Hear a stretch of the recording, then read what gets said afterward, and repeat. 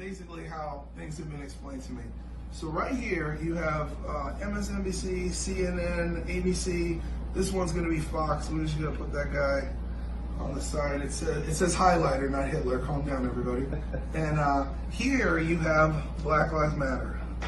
So who owns Black Lives Matter? Who invests in Black Lives Matter? Well, the Clinton Foundation. Who else? George Soros. And this is Antifa. So now you have an event.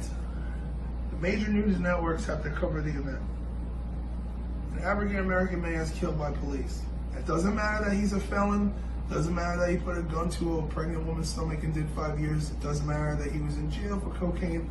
It doesn't matter that at the time of his arrest he was on methamphetamine and fentanyl and was positive for COVID-19. Let's just throw all that out. That doesn't matter. Okay? Unjustly murdered by a police officer. So the call comes down the pipeline. We gotta organize. So Black Lives Matter organizes all these peaceful protests, right? And they're all protesting and they're fucking outraged, justifiably. But what else do you have? You have Antifa, who's paid for by George Soros. These are highly trained professional rioters and escalators. So they move in and disperse throughout all the different riots, right? And then the Clinton Foundation pumps money into promoting this stuff on social media and pushing the movement. And so the networks all scramble because they're filming the social unrest. As these people are protesting, these professional rioters and looters start setting fires. They burn cop cars. They set up brick pallets. They destroy public property. And they stay in the shadows and hide behind and make it look like Black Lives Matter and African American culture as a movement is unruly, violent, and insane. The media then fucking films all of this shit, and this is all you see in your entire feed. But George Soros and Ted Turner and fucking Turner Broadcasting and the Rockefellers and the fucking list goes on, the Rothschilds, they own most of these media companies. And the media companies are making billions of dollars by advertising because everyone's transfixed to the news and everyone's talking about it. So what happens is that the same people who instigate the event and organize the protest and escalate the protest make money off the African American community's outrage and further deplete the morality of the United States. Additionally, while all this is going on, Hillary Clinton and her buddies are all on trial. And they don't want this shit on the news. So this is a huge gaslight and people are not paying attention to what's going on. Now, why would they want to do all this? Because they're afraid, first of all, that she doesn't get her appeal and she has to testify. She might be found guilty in a court and then be found guilty of treason, which would mean she would either get jail time or she would be sentenced to death for being a traitor to America. The DNC is not going to be looked at under a red light in an upcoming election if that's the case.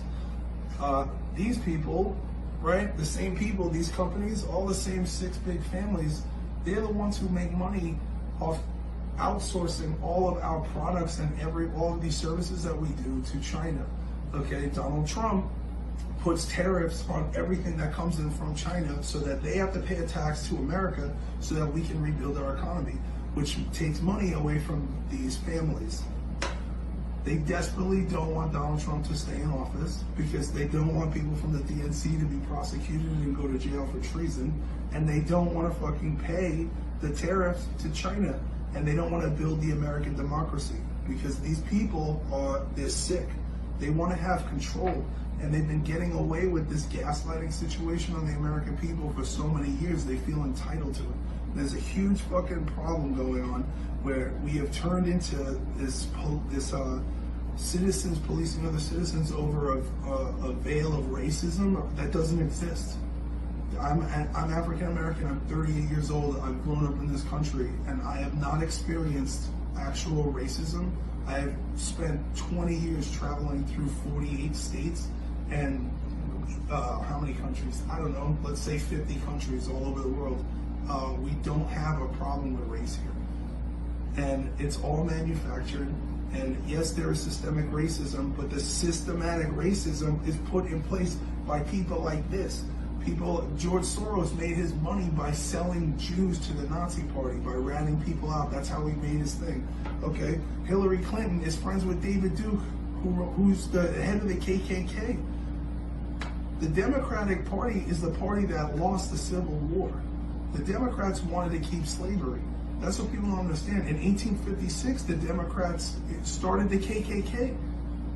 And I don't understand why we've erased this from the history books. And you can literally just look this up on Google. It's just facts. Just do your own research. So before you get upset, before you start to look at what's going on, before you are told the problem in America, just ask yourself what your own personal reality is.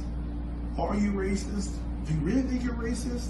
Do you really see a problem here? You see a video on YouTube, you see this, you don't know the statistics. You don't know that 95% of African American men who are killed by other African American men. Black Lives Matter isn't there because it doesn't serve this fucking system. It's a political system.